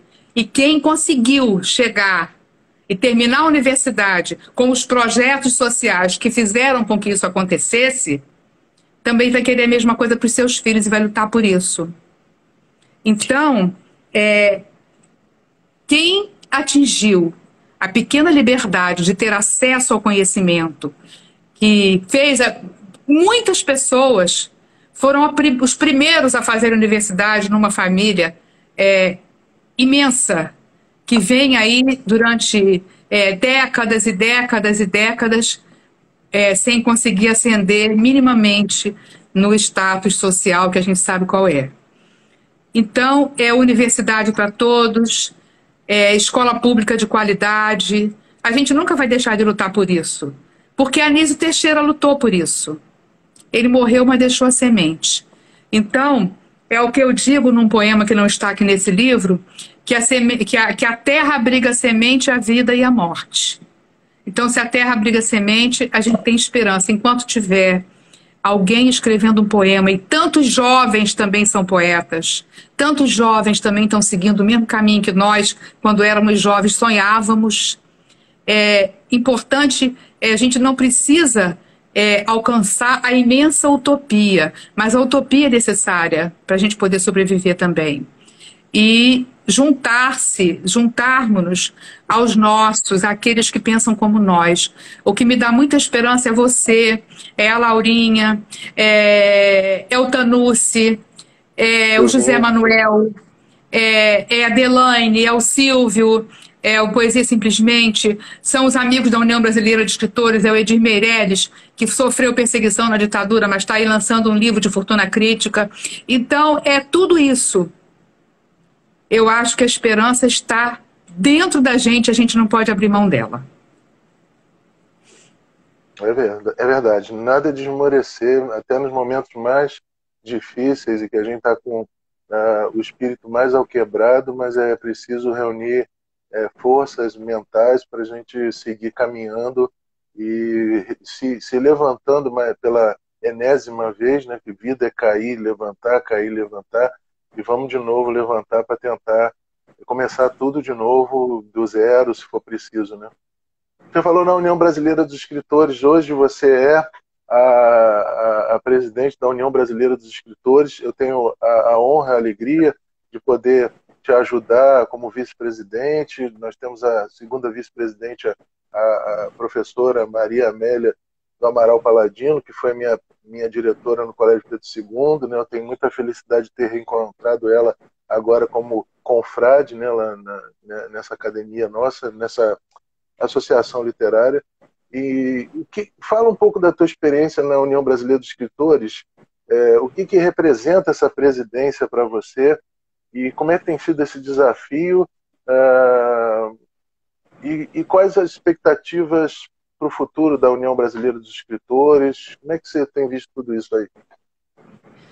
Marcelo, nós entramos na União Brasileira de Escritores, a nossa diretoria, no momento de pandemia, que a gente precisou, nós precisamos nos organizar, né, para fazermos as reuniões mensais online, entrega de prêmios online, concurso online, e tudo que pudemos fazer até esse ano, que começamos já em julho, na questão presencial, né? Voltar para o presencial foi só em julho desse ano. Então, foi um desafio muito grande e continua sendo, porque é uma entidade de 63 anos, foi criada por grandes escritores como Jorge Amado, Peregrino Júnior, Josué Montelo, a Estela Leonardos, e tantos outros importantes nomes da literatura brasileira. Fundaram a União Brasileira de Escritores em 1958 e ela existe ininterruptamente lutando pela literatura, defendendo a língua portuguesa e principalmente trabalhando nas questões de políticas públicas em relação à escrita e à literatura e ao escritor. Então, é muito difícil, porque todos nós somos ocupados, é uma atividade voluntária, é uma diretoria muito grande, com quase 40 escritores na diretoria da União Brasileira de Escritores. É uma entidade que tem uma revista que nós editamos. Esse ano que passou, foi a primeira vez que o nosso querido Edir Meirelles se ausentou como editor da revista. Nós nos reunimos para tentar fazer essa edição da melhor forma possível. Conseguimos, mas não foi uma coisa também muito fácil. Você sabe que não foi.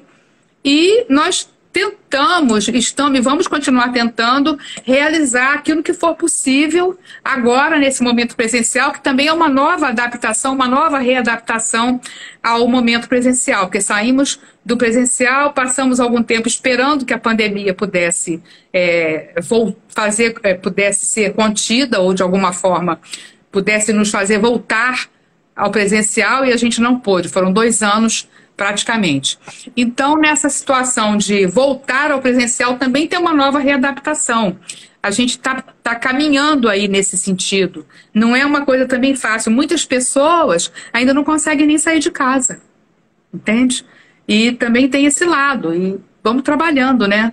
Muitos livros sendo lançados, muitos escritores tiveram na pandemia uma condição de criação muito profícua. E vamos trabalhando em torno dessas expectativas todas. E em relação ao futuro da União Brasileira de Escritores, eu acho que nós precisamos trabalhar muito, nos reunir muito, dialogar muito em relação a isso. Eu não posso dizer, vamos mudar isso ou aquilo, eu não sei. Até mesmo porque depois da pandemia nada vai ser igual. A gente mudou, o mundo mudou, e a gente tem que ver de que forma a gente precisa mudar também, né? Tanto as instituições quanto as pessoas, elas têm que dialogar sobre isso. Então, eu sou aquela pessoa do diálogo, acho que a gente vai ter que se reunir muito, dialogar muito e pensar junto, eu acho. É verdade, é verdade. Ainda mais agora que eu percebo, pelo menos assim no meu ao redor, aqui no bairro, né, no Engenho Novo, no Meia, todas as bibliotecas, eu não sei se temporariamente, não sei se é temporário, mas muitas, por exemplo, a do Meia, a Biblioteca Municipal do Meia, fechou, acho que em definitivo. E a do Engenho Novo, que tanto me serviu quando eu venho de uma realidade muito de baixa poder aquisitivo, né? Meu pai, minha mãe, minha família era de muito baixo poder aquisitivo. me ajudou muito na época de estudante eu poder estudar em bibliotecas pegando livros que eu não tinha, livros raros às vezes que eu não encontrava em lugar nenhum e tinha lá na biblioteca municipal e tudo, que às vezes as pessoas pensam que a biblioteca municipal de bairro é uma biblioteca precária. Não, tem muito título interessante, importante dentro dessas bibliotecas. E outra coisa que eu percebi é assim, por exemplo, no Norte Shopping tinham 3 livrarias, né? Hoje em dia não tem mais nenhuma. A Saraiva ainda resistiu um tempo aberta, mas agora já não existe mais nenhuma. Então a gente vê um progressivo, por exemplo, a cultura, a Livraria Cultura no centro da cidade, agora acabou virando ali um espaço de pessoas desabrigadas, né, em situação de rua. Então, assim, fechou, né? Que era uma livraria super agradável. Né? Muitos lançamentos aconteceram lá, de Jorge Ventura, de Aloysio Rezende. Enfim, a gente vê com muita tristeza no coração uma retração pós-pandêmica, até antes da pandemia mesmo, nessa venda de livros em lojas físicas. Né? Hoje em dia a gente tem muito venda online de livro, mas física mesmo está mais difícil. Como é que você vê essa realidade hoje livresca no Brasil? Eu acho, Marcelo, que a gente vai precisar de muito incentivo à cultura, sabe?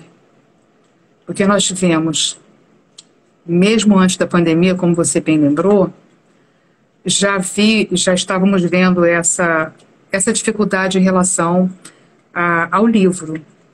Isso, sensivelmente, é alguma coisa que traz a cultura em segundo plano.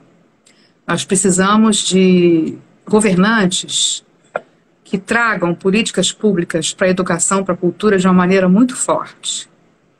Eu acho que a grande volta do Brasil traria se nós nos conscientizássemos, se todo o Brasil se conscientizasse, se houvesse uma campanha permanente sobre essa questão da educação em todos os níveis.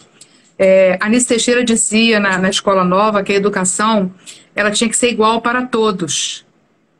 É muito bom isso, porque quando você imagina uma escola em que estuda o filho do médico e o filho da empregada doméstica juntos, você entende que há uma troca de universos que tanto é bom para o filho do médico quanto para o filho da empregada doméstica. Você não vai nunca achar que o filho da classe média que vive dentro de casa no computador vai poder se virar no mundo tão bem quanto uma criança que sai todo dia na rua. Então, esse aprendizado, essa troca, nós sempre vamos perder se não tivermos essa consciência de educação e de cultura como uma troca necessária entre todos os níveis e todas as classes. É muito interessante você pensar na escola nova em horário integral, quando eu aprendo o que o morro aprende e o morro aprende o que eu no asfalto posso ensinar. Porque a gente parte do pressuposto de que só quem tem acesso à cultura tem alguma coisa para ensinar. A gente parte do pressuposto que só quem é branco, letrado, tem alguma coisa para ensinar. Mas não é assim.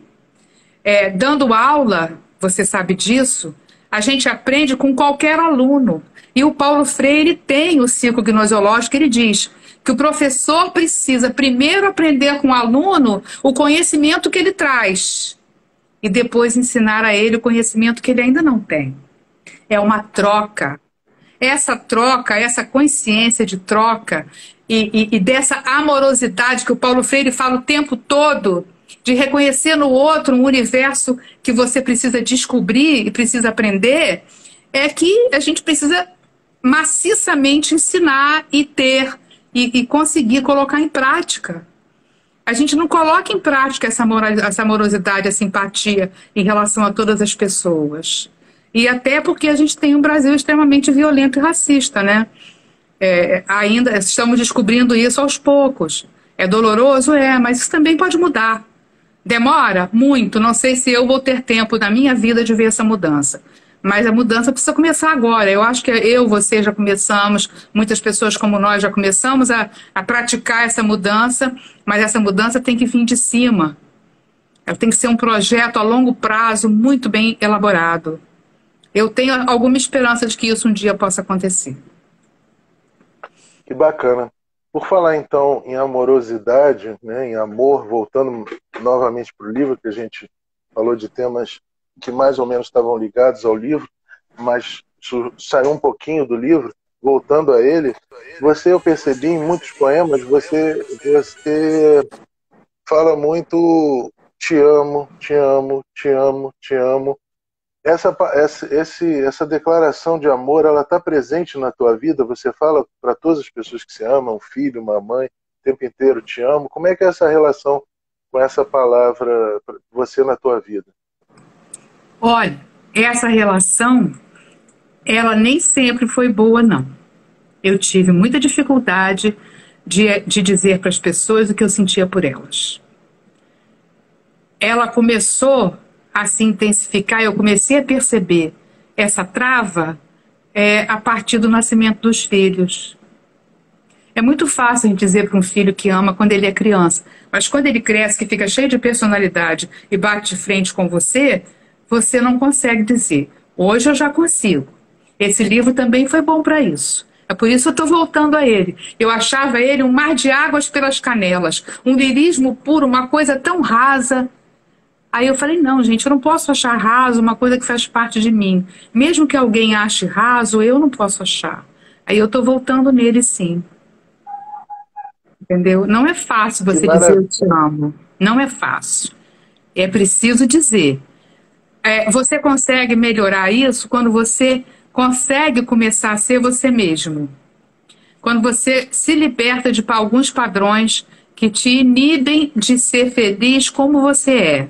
De aceitar você como você é. E isso também é um processo longo, mas é um processo necessário. Que maravilha. E é bom que a gente, às vezes, muitas vezes, né, a maioria das vezes, possa comprar os nossos barulhos também e dizer, não, esse poema aqui eu quero que esteja no livro. Mesmo que o professor fulano de tal disse, não publica esse livro, esse poema é muito clichê, muito lugar comum. Mas eu falo assim, não, mas eu quero que ele esteja dentro do meu livro, porque eu acho que ele vai dar um tom assim, assado, e ele me faz bem ser dito. Eu gosto de...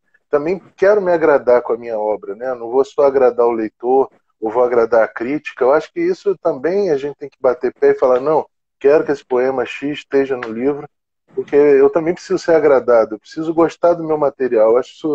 Eu acho legal também brigar com o material como você fez, né? Não voltar mais ao livro, falar, pô, não quero mais. Aí depois fazer as pazes com o livro, falar, não, esse livro tem muito a dizer. Você acha que ele, então, perante isso, relendo, voltando a ele, fazendo as pazes, você acha que ele envelheceu bem, o livro? Como é que você vê? Que ele envelheceu bem? Foi uma obra que ainda te diz muita coisa? Diz ao público muita coisa? Diz sim, me diz que naquele momento era o que eu queria, era o que eu gostava, era bom para mim. Eu acho que tem pessoas até hoje que me lembram de algum poema que está nesse livro, que diz, olha, aquele poema assim, assim, que está naquele seu livro, seu primeiro livro. Aí eu acho, poxa, foi legal, a pessoa ainda lembra de um poema que está nesse livro. Então foi bacana, eu acho que algumas coisas podem não dizer muito para alguém, mas sempre tem alguém que vai se emocionar. A poesia toca de formas muito diferentes, né? Em tempos muito diferentes. A literatura, de uma forma geral, ela pode ser sempre atemporal, né? Então eu acho que esses poemas que estão aqui, embora tenha passado tanto tempo, esse reencontro que eu estou tendo com eles, está me fazendo muito bem. Embora muita coisa que eu não escreveria como está escrito mais, né, eu modificaria alguma coisa, eu reescreveria esse livro de uma outra forma, eu poderia não colocar alguns, colocar outros.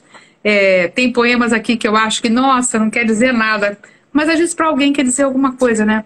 Então a gente tem que aceitar aquilo que a gente às vezes desvaloriza, e é nosso, é meu, então vamos aceitar, mesmo que não tenha sido tão bom assim, ou que não tenha feito tanto sucesso assim, que na realidade, como te disse, a gente escreve muito pra gente, e quando a gente escreve um livro, eu nunca tive muita expectativa em relação a livro, sabe? E aliás, eu até hoje estou há muito tempo sem editar, porque também acho que isso é uma coisa que faz parte de um momento muito especial. Como eu tive muito que realizar na minha vida nesse período, agora que eu estou começando a pensar em editar. Então, para mim é uma coisa assim bem tranquila. Que maravilha. Mas eu acho interessante você estar falando demais, porque é respeitar o seu tempo, respeitar o tempo da literatura, o tempo de chegou a hora de eu dizer alguma coisa para o mundo, chegou a hora de eu ficar calada, eu não vou lançar, mesmo que fique um hiato muito grande entre um livro e outro, eu vou me manter ciente de que vai chegar a hora de que eu vou sentir necessidade de parir uma obra para o mundo, e aí sim eu vou estar plena, vou estar certa do que eu estou fazendo. Eu acho muito bacana, que isso vai muito de encontro, né? Eu conto, há muita gente que, nossos colegas de meio poético, que lançam todo ano livro de poemas, né? Todo ano, todo ano, todo ano. Como é que você vê? Você acha que falta um pouquinho mais de paciência com o material, de deixar o material descansar? Como é que você vê pessoas que ficam lançando uma obra atrás da outra, uma obra atrás da outra? Você acha que isso é válido? Cada um tem seu ritmo e tem gente que dá conta disso muito bem? Ou você acha uma precipitação? Como é que você enxerga isso nas outras pessoas? Existem as duas coisas, Marcelo. Tem pessoas que já lançaram 2 livros por ano e foram 2 bons livros. Mas isso fez parte de um processo longo que veio a desaguar naquele momento. E tem pessoas que já lançaram mais de 2 livros por ano e um foi mais ou menos, eu acho, né? O outro podia ter sido mais elaborado. Mas eu não me coloco na situação de julgar isso, porque eu acho que muita gente tem uma condição maior de produzir. Muita gente escreve muito, produz muito e pode editar muito. Eu não sei, você no caso, você tem mais condição do que eu de dizer que determinado livro é muito bom ou que não é. Entende? Você tem essa sua caminhada de mestrado e doutorado em letras. Eu tenho mestrado e doutorado, embora muito próximo da literatura, como você sabe, mas é em educação, história das mulheres. Eu faço Júlia Lopes de Almeida, faço uma análise que tem a ver com análise do discurso também, com o Bakhtin e com tantas coisas nesse sentido, mas eu não tenho formação de crítico. Agora, a minha sensibilidade também me diz isso que você falou, que muitos livros poderiam ser mais lidos, menos apressados em serem editados. Mas isso vai da consciência de quem escreve, né? Às vezes um livro leva 50 anos para ficar pronto. Quando fica pronto, não fica bom, né? Então, é uma análise de cada caso, né, que a gente precisa elaborar. Que existe isso que você falou, certamente que existe. A gente a gente enxerga um pouco disso e pode ser isso realmente. Você sabe mais do que eu que existe. Mas é isso, né? Às vezes a gente tem pressa de editar e às vezes a gente tem pouca pressa demais. No meu caso, acho que é pouca pressa demais. É muita lentidão. Não que eu não tenha material, que eu gosto muito de escrever. Mas é preocupação, muita preocupação com o final da obra. Beleza, fala mais um poema aí pra gente do livro. Eu falo. Esse aqui eu gosto muito e depois eu vou falar a história dele rapidamente. Esse se chama Inspiração e ele diz assim: se soubesses o quanto anda à tua volta, catando os pedaços do ar que expiras, se soubesses o tanto e tanto que inspiras, virarias versos e te deitarias sobre o papel em branco que me aguarda. Quando eu escrevi esse poema, uma pessoa virou para mim e falou assim: nossa, você estava muito apaixonada quando escreveu esse poema. Eu falei assim: estava não. Mas como que você escreve esse poema desse jeito e não estava apaixonada? A história é a seguinte: eu estava fazendo um curso na Estácio Recreio, que é ali no Barro Word, e ali tem o curso de odonto.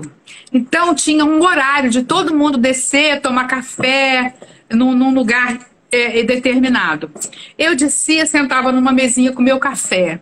Aí eu via que todo dia descia um rapaz muito bonito da odonto e ficava sentado em outro lugar longe. Todo dia, depois que ele sentava, descia uma moça com outras moças. e eu percebi que ele ficava olhando para uma pessoa em especial. E aquelas pessoas eram todas muito bonitas, muito jovens, muito bonitas, né? E em especial ele olhava uma pessoa. E dia após dia eu roubava aquela cena e achava muito interessante, porque eu percebia nitidamente a paixão daquela pessoa pela outra. E talvez por timidez ou por alguma outra razão, ela não sabia que estava sendo motivo de algum sentimento. E eu roubei isso e fiz esse poema chamado Inspiração. Se soubesses o quanto eu ando à tua volta, catando os pedaços do ar que expiras. Quer dizer, é uma paixão realmente que ele ficava esperando ela passar para suspirar por ela. É isso. Que maravilha, que maravilha. É interessante como o processo de criação dos poemas é muito variante, né? Nem sempre aquilo que a gente está falando ali no poema a gente viveu aquilo, né? A gente também tem as pessoas às vezes ignoram que existe como diz o Fernando Pessoa, né? E celebrizou isso, né? A falsidade poética, né? A falsidade artística, o falsear uma emoção ou simular, né? O simulacro de algum tipo de situação ou de sentimento. Quer dizer, somos artistas, né? Somos criadores de ficção, e criadores de ficção que muitas das vezes, a maioria das vezes está falando da realidade, está inserido na realidade, nem que seja um poema surrealista, mas a gente toca em aspectos da realidade, mas não quer necessariamente dizer que a gente passou por aquilo, né? Às vezes sim, muitas das vezes sim, né? Eu tenho poemas de amor que realmente eu vivi tudo aquilo que está ali, mas sempre há um processo de ficcionalização do que foi vivido, porque nunca o vivido é transportado exatamente como foi para uma narrativa, né? Para um verso, para uma transposição literária, né? Verdade. É Sempre verdade. ficção. Sempre está ficcionalizado. Sempre está organizado aquele caos que é viver, né? Aquele caos está organizado de alguma maneira literária, alguma maneira a soar de uma forma que toque as pessoas artisticamente, né? O Álvaro Luiz Cardoso está dizendo: salve Marcelo e Eurídice, passando para um abraço poético fraternal. Evoé. Álvaro, recebi o livro que a Eurídice carinhosamente me passou, seu, e estou gostando muito, tá? O presente foi muito bacana, saiba disso. E E Eurídice me você? entregou. Eu demorei muito a entregar, porque ele mandou pelo correio na pandemia. Mas que bom que já chegou. Já entreguei o do Edir também, tá? Beleza. Olha, eu adorei aqui nosso papo, Eurídice. Faltou muito enfocar também o teu lado de pesquisadora, falar sobre Júlia Lopes, falar sobre tirar do silêncio as vozes femininas da literatura, né, que é um movimento agora muito forte que está acontecendo nas faculdades, com essas questões do feminismo já tendo avançado tanto. Eu sinto que há uma recuperação das escritoras que foram silenciadas, né, ao longo escritoras de vários séculos do Brasil que as pessoas não sabem nem que existiram, né? Maria Firmina dos Reis, Júlia Lopes, uma série de outras escritoras, a própria Carolina Maria de Jesus, que vem sendo cada vez crescendo mais os estudos de Carolina. Então, importantíssimo a gente ver que como a literatura também era bastante machista, de só realçar escritores do gênero masculino, né? A gente vê quantas vozes femininas importantes não tiveram vez, não tiveram voz, não tiveram espaço para ressoar, mas agora estão sendo rebuscadas, né? Você está sendo uma das pesquisadoras mais fundamentais aí, junto com tantas outras, né, que estão tirando essas vozes do silenciamento.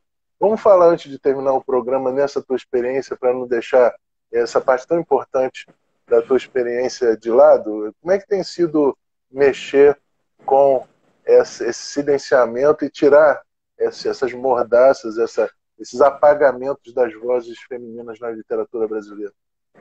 Olha, Marcelo, eu cada vez que leio uma autora ou que pesquiso mais a fundo, a gente sente que é imprescindível isso. porque a Júlia Lopes ela fez parte dos planejamentos da Academia Brasileira de Letras e não entrou porque a nossa academia nasceu aos moldes da francesa, como tudo no Brasil era aos moldes franceses, né? E dizem que o marido entrou no lugar dela. É uma sociedade tão patriarcal que isso, inclusive, também isso precisa ser visto com mais tranquilidade.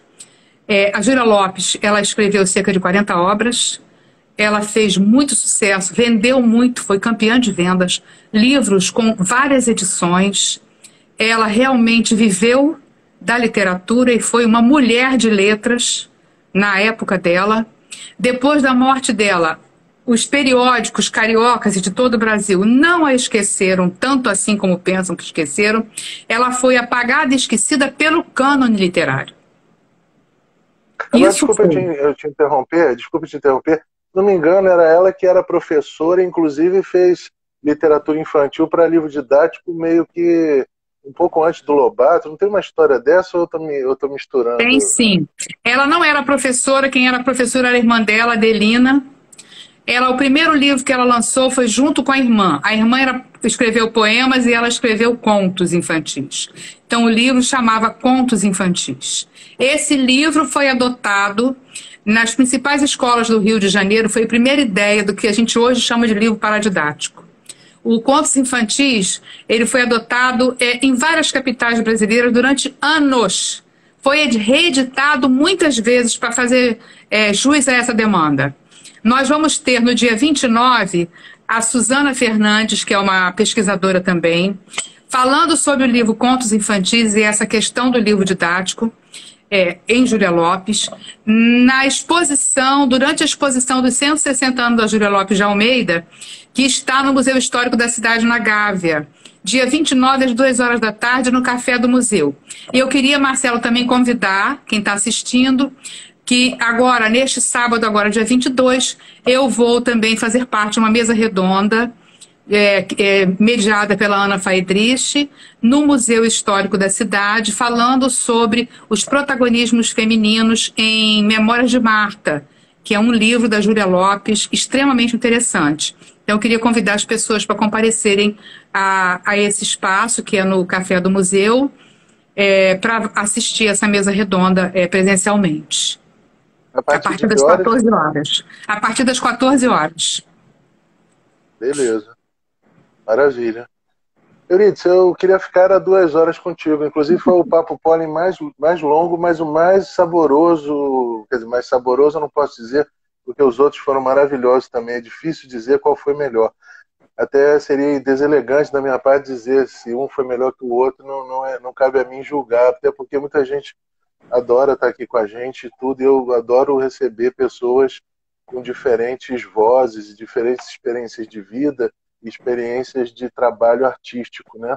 Saber mais como é que elas criam, saber mais como é que elas pensam o mundo, como é que nasce o poema delas, a poética delas vem do quê, o livro se estrutura de que forma, como é que pensa o mundo, como é que pensa o Brasil. Então esse encontro aqui para mim é uma delícia sempre. Mas confesso que foi um dos melhores. Obrigado, eu queria ficar 2 horas, mas eu vou ter que encerrar. Espero que o nosso público aqui tenha gostado do que escutou. Lembrando que sempre a live fica gravadinha aqui e fica também no meu canal no YouTube para as pessoas poderem voltar, reassistir, reescutar, né? Às vezes as pessoas gostam também de estar lavando sua loucinha, de estar fazendo suas coisas escutando, não vendo, não assistindo, mas escutando como se fosse um podcast e podendo sentir como os artistas contemporâneos pensam arte, pensam o mundo, pensam o Brasil e como é que como é que é a vivência dessas pessoas também, porque a gente não aborda só a arte, aborda o lado pessoal, aborda os sentimentos, as emoções, tudo isso é importante saber como é que a arte nasce a partir desse psicológico do artista. Então, te agradeço demais a tua presença, obrigado por ter aceito o convite. Próxima live da gente vai receber aqui o Lau Siqueira, escritor paraibano, que é da melhor qualidade também, assim como Eurídice. Eurídice, deixo com você então o que você queira dizer aí para os nossos, como considerações finais aí para os nossos queridos espectadores e ouvintes aí. Bom, Marcelo, eu queria te agradecer pelo convite. É muito bom a gente poder ter um espaço como esse, dizer do que a gente gosta, ser entrevistado por alguém tão competente como você. É uma honra muito grande para mim poder estar aqui nesse momento. Quero agradecer muito. Agradecer as pessoas que estiveram presentes, mandar um beijo para o Zé Manuel, para o Álvaro, para a Luciana, eu vi aqui a Adriana, que é a minha a esposa do meu sobrinho, estava aqui também, eu não sei se ainda está, para esse Gurgel Carlos, eu acho que é isso, Uhum. para outras pessoas que eu li aqui, mas agora não estou me lembrando, pedir desculpas por não ter lido tudo, porque a gente vai conversando, né? Não dá tempo da gente ler tudo. Agradecer pela presença, pelo carinho, dizer a você que você é uma pessoa muito importante para a União Brasileira de Escritores e para mim neste momento. A nossa parceria em relação ao projeto que a gente pode conseguir fazer na União Brasileira de Escritores é muito importante. Que você colabora muito, contribui muito, você é uma pessoa extremamente inteligente, capaz, e queria dizer que, para mim, estar aqui conversando com você é estar em casa, e que foi muito tranquilo, foi muito bom, foi uma entrevista assim, que você me deixou bem à vontade, e isso foi muito importante, foi muito tranquilo. Parabéns pelo seu trabalho, Marcelo, todo ele. Meus parabéns. Poxa, muito obrigado, muito obrigado. Fico muito feliz de cada vez a nossa amizade ir se solidificando, né, de uma maneira verdadeira, sincera. E nem sempre a gente pode estar. Às vezes a gente tem desencontros, mas isso faz parte do nosso aprendizado, meu e teu. Paz. E a gente, assim, vai solidificando cada vez mais o quanto eu te conheço já, o quanto hoje eu passei a te conhecer muito mais. E quero cada vez mais, conforme a vida for me permitindo, conhecer você mais, o teu outro lado. E é muito bom poder uma intenção minha acabar acontecendo, que é essa desse programa ser uma sala de visita, da gente sentar como se a gente fosse se encontrar, mas só que com plateia, né? A gente fosse se encontrar assim, não num bar, que o bar ia ficar uma barulheira danada, mas que a gente se encontrasse, por exemplo, eu na varanda da tua casa e a gente conversasse sobre livros, sobre vida, sobre tua experiência de teu passado, você lembrou de coisas, se emocionou, que eu senti na voz mudar a textura da tua voz. Foi muito gostoso essa experiência de aprofundamento de amizade e aprofundamento de conhecer você como artista, como pessoa, como presidente da UBE, como pesquisadora de escrita feminina literária. Enfim, é uma maravilha, foi muito gostoso, eu fiquei muito feliz. Obrigadíssimo novamente. Gente, até dia 27, a próxima semana, com Lau Siqueira. Eu fico por aqui, senão eu não paro mais de perguntar coisa para a Euridice. Euridice é uma pessoa muito interessante, muito gente boa e uma delícia de pessoa. Senão a gente vai ficar 2 horas aqui. E hoje é só. Tchau. Até a próxima semana, dia 27, com Lau Siqueira. Beijinho, gente. Beijinho, Euridice. Até a próxima. Até a Valeu. próxima. Tchau, gente.